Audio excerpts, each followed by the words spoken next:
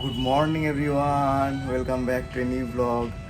আজকে 21শে সেপ্টেম্বর, রবিবারের সকাল। এখন ঘড়িতে বাজছে 9টা। আমি বেরোচ্ছি এবার বাজার। আজকে যেহেতু রবিবার, সেই জন্য যাচ্ছি বড় বাজার।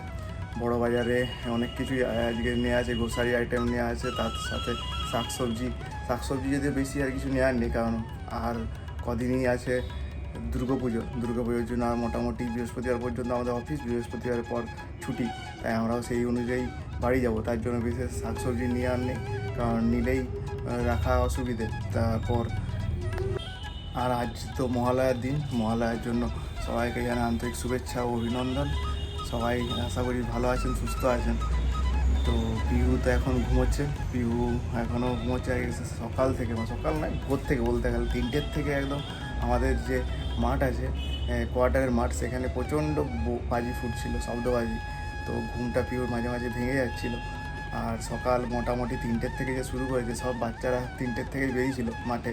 3টের থেকে মোটামুটি 7টা পর্যন্ত এক টানা শুধু বাজি ফুটছিল। তো মহালয়া যেহেতু, তার মানে একদম একদম পুজোর সামনে আমরা চলে এসেছি। তো আমি যাই এবার বাজার গিয়ে এসে দেখবো পিউ কি উঠেছে, ঘুম থেকে উঠে কি দুষ্টুমি করছে, কারণ সারাদিন তো শুধু দুষ্টুমি চলবে। চলুন যাই। আজ যেহেতু মহালয়ার দিন, তাই সকাল থেকে এই আমাদের যে সাহেব বাঁধ আছে, সাহেব বাঁধে সবাই তর্পণ দান করছে। সব জায়গায় ভিড় মানুষের দেখা যাচ্ছে, এইদিকেও দেখলে দেখা যাবে।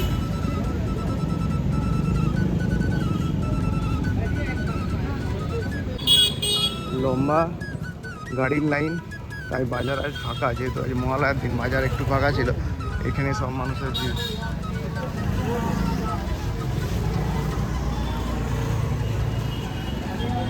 বাজার থেকে এসে আমার খাওয়া দাওয়া সমস্ত কিছু কমপ্লিট। এখন ঘড়িতে বাজছে 12টা। পিউকে নিয়ে বসেছি, মানে পিউ নিজে এখন বসেছে। এখানে কালার করবে, এখানে কালার বুক আছে একটা। চান করবে, চান করার সময় প্রচণ্ড দুষ্টুমি, কিছুতে বাথরুমে গিয়ে মাথায় জল ঢালবে না, ঘরের মধ্যেই মাথায় জল ঢালবে। সে এখন নিজেই বসেছে একটা বই নিয়ে, বইয়ে এখন ওয়াই লিখছে। ওর নিজেই বলছে যে আমি কাজ করব, তার জন্য কালার করতে যেহেতু সবচেয়ে ভালো লাগে, তাই কালার বইটা বার করেছি। এটা আরেকটা, ফার্স্টে একটা বই শেষ হয়ে গেছে, এটা আরেকটা বই। এটা মোটামুটি কমপ্লিট করে দিয়েছে বইটা। এখানে আইসক্রিম, এখানে গাছ, এখানে প্যারট, এখানে গাড়ি, এগুলো এখনও কিছু কিছু বাকি আছে। হেলিকপ্টারটা বাকি আছে। তো মোটামুটি বাকি সব পেজগুলোই মোটামুটি শেষ হয়ে গেছে। ওর জন্য আমাদের আরও কালার বই কিনতে হবে, কারণ ও কালার করতে সবচেয়ে বেশি পছন্দ করে। বাইরে এখনও খুব শব্দবাজি ফাটছে। আমরা যাবো ভেবেছি আমি আর দুজনে শব্দবাজি কেনার জন্য। এখানে একটা শব্দবাজির মেলা বসে, সেটাও দেখাবো। বেশ, এটা একটা নতুনত্ব। আমাদের বিষ্ণুপুরে সেরকম শব্দবাজি বাজার কোনো বসে না, এখানে LIC অফিসের কাছে বসে। পিউ এতক্ষণ একটু ছবি আঁকাআঁকি করছিল, তারপর বললো রায়া দিদিকে দেখতে পেয়েছে, পাশের রায়া দিদিকে দেখতে পেয়ে বলছে আমিও ফটকা ফাটাতে যাবো। এই সব বাচ্চারা সব বেরিয়েছে, ওইদিকে চলো, ওইদিকে দেখে আসি। আগে ফটকা ফাটাচ্ছে, দেখে আসি চলো। না, স্লিপার করবে ও, ফটকা ফাটাবে না, ও স্লিপার করতে যাবে। এখন স্লিপার করতে ওর বেশি মজা। যদিও আস্তে আস্তে শীতকালে আসলে এই সকালেই শুধু বেরোনো হবে, তখন তো আর রাতে বেরোনো হবে না। এখন রোদটা কম আছে, তাই ভালো, এখন স্লিপার করতে পারবে। এখন যেহেতু রোদের গরমটা কম বলতে এইখানটায়, কারণ এখানে এই গাছের ছাওয়া, বড় ইউক্যালিপটাস গাছ আছে, তার ছায়াতে এইখানটা, হ্যাঁ ধরেছি, ইউক্যালিপটাস গাছের জন্য এইখানটা ছাওয়া থাকে বলে বেশ ভালো। তার জন্য পিউকে নিয়ে এখন বাইরে বেরোতে পেরেছি, না হলে তো খুব গরমে অসুবিধে। বাইরে বাকি জায়গায় রোদ প্রচণ্ড দিয়েছে, তার জন্য যেদিকে দোল আছে সেদিকে তো যাওয়াই যাচ্ছে না, এতটাই গরম। একটা ঘামের গরম প্রচণ্ড। আজকেও মনে হয় বৃষ্টি হবে, কালকে সন্ধ্যেতেও একটু ঝিরিঝিরি বৃষ্টি হয়েছিল। স্লিপার হলো, স্লিপার হওয়ার পর এখানে আবার পাতা নিয়ে খেলতে বসেছে। ও এখন 12:30 বাজছে। মাসির ওদিকে কাজ, খাওয়া দাওয়া চলছে, তার জন্য কিছুক্ষণ ওকে বাইরে নিয়ে থাকবো, তারপর বাড়ি চলে যাবো। তারপর পিউর খাওয়া দাওয়া হবে। আমারও এখনও স্নান বাকি আছে। পিউর এই ছাওয়াই বলে এখন দুপুর রোদেও বেরোতে পেরেছে। আর শীতকাল হলে বেরোতে পারবে, সকালেই বেরোতে পারবে, শীতকালে আবার বিকেলে তখন হবে না, কারণ বিকেলে তখন সন্ধ্যা নেমে যায় তাড়াতাড়ি আমাদের অফিস থেকে আসতে আসতে। কী করছো এটা, কী করছো? রান্না বান্না? কী রান্না করছো আজকে? ওটা ওটা ইয়ে কাঠি। এখন ঘড়িতে বাজছে দুপুর 1টা।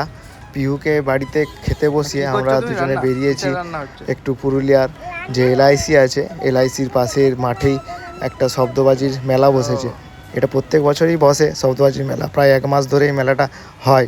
তো সেই মেলাতেই এসছি শব্দবাজি কেনার জন্য, কারণ বিষ্ণুপুরে তো সেরকমভাবে শব্দবাজি পাওয়া যায় না। শব্দবাজি ছাড়াও যেগুলো আতশবাজি হয়, বিভিন্ন তুবড়ি, বিভিন্ন রসনাই, তারাবাতি, তো সেগুলো ভেবেছি এখান থেকে কিনে নিয়ে যাব, তার জন্য এসেছি এখানে। এর আগের বারে আমরা এসছিলাম কিন্তু তখন প্রায় উঠেই গেছিলো মেলা, তো এবারে তাই তাড়াতাড়ি এসছি আমরা মেলাতে।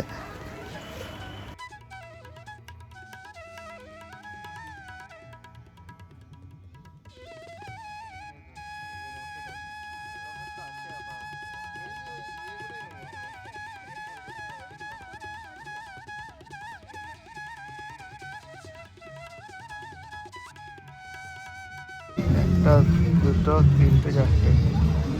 এই তুবড়িগুলো কিরকম দাম আছে?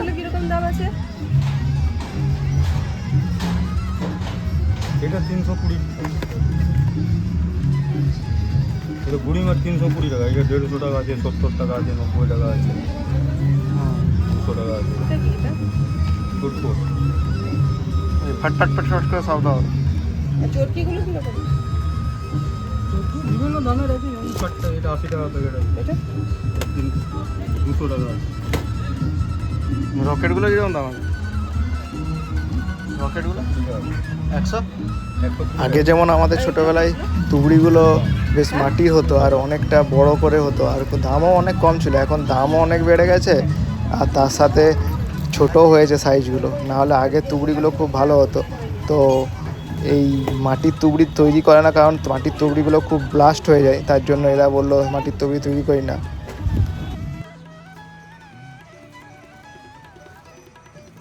এটা কত বললো? 10 পিস 35 টাকা করে।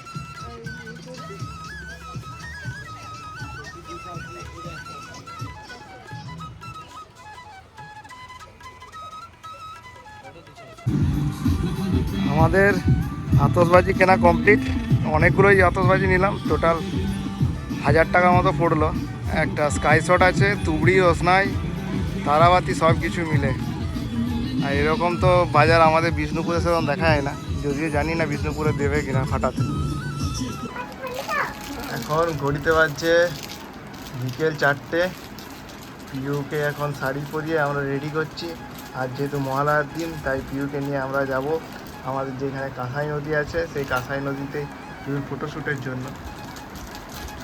পিউ নিজেও জানে। পিউ, তোমায় কী সাজানো হবে? কী সাজাচ্ছে মা? দুর্গা। চলো আমরা রেডি হয়ে যাই তাড়াতাড়ি। আজকে তাই বিকেলে ওর ঘুমানো হবে না, আজকে ওকে নিয়ে। আজকে এমনিতেও ঘুমানো দেওয়া হতো না, কারণ কালকে স্কুল আছে আবার। তাই এখন যদি ঘুমাই রাতে, খুব তাড়াতাড়ি ঘুমোতে চাই না।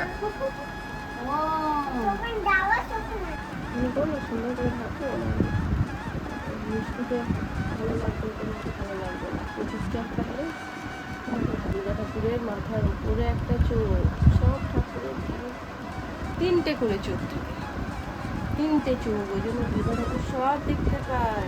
এই দুষ্টুমি করছে, এই কথা শুনছে না, সব দেখতে পায়। দুর্গা ঠাকুর 3খানা চোখ।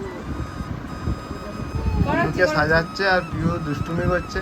লিপস্টিকটা মুখ লাগিয়েছে ঠোঁটে, আর লিপস্টিকটা খেয়ে নিচ্ছে একবার পা নড়াচ্ছে, যাই করাচ্ছে, মাঝে মাঝে দুষ্টুমি করছে, তাই আরও বেশি টাইম লাগছে।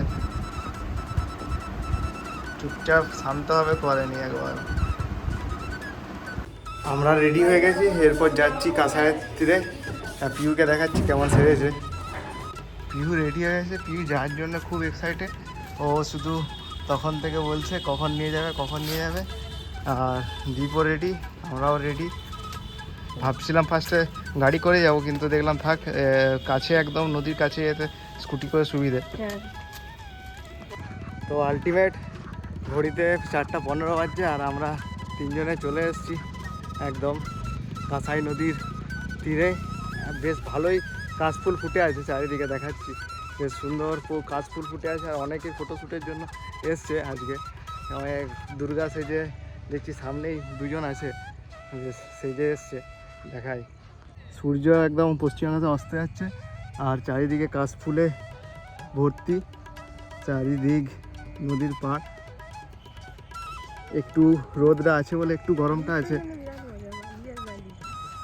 আর এখানে সামনেই দেখা যাচ্ছে শ্যুট করছে দুজন। পিউকে তো আরেকটু রেডি করানোর জন্য এখানে বসিয়েছে, কিন্তু ও তো শুরু করে দিয়েছে বালি ঘাটতে।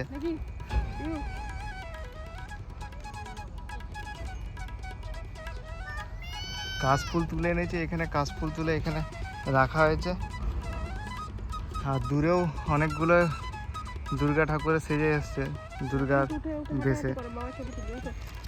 আর আজকে জলটাও বেশ ভালোই আছে, বেশ ভালোই লাগবে এখানে। এরপর পিহুর ফটোশ্যুট হবে, ফটোশ্যুটের সাথে সাথে ভিডিও শ্যুট কিছুটা। বেশ সুন্দর লাগছে দেখতে, যদিও রোদটা ভালোই লাগছে, গরম আছে, ঘামও দিচ্ছে। পিহুকে যত বলছি বালি ঘেটো না, আগে ছবিটা তুলে নাও তারপর বালি ঘাটবে, কিন্তু কিছুতেই শুনবে না, বালি ঘাটতে শুরু করে দিচ্ছে আর যত মেকআপ যেরকম করে এসছে সব ঘেটে যাচ্ছে।